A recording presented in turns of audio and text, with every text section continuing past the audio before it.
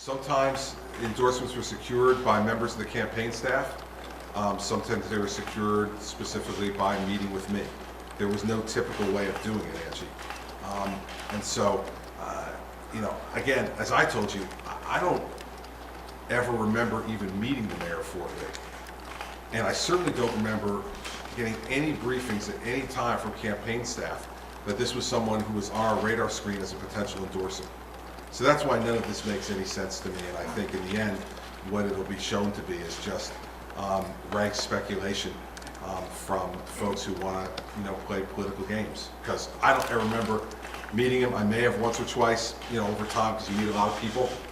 But if you had him in the room right now, I wouldn't be able to pick him out. I don't even know what he looks like. So this is not somebody who was ever on my radar screen.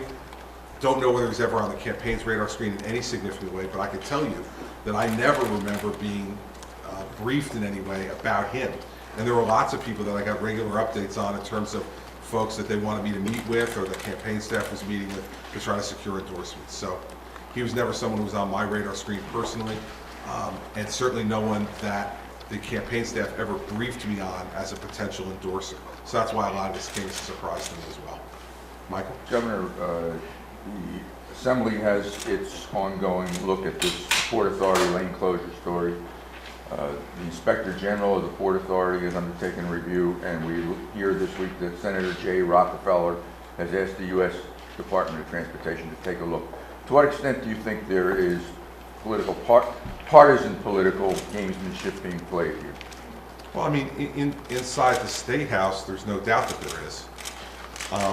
I would not impugn the motives of the OIG in that regard.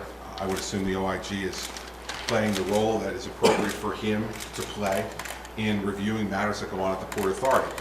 And as far as Senator Rockefeller is concerned, I don't really know him all that well, so it would be hard for me to make a judgment in that regard. But certainly inside the State House. Are they piling on the Democrats?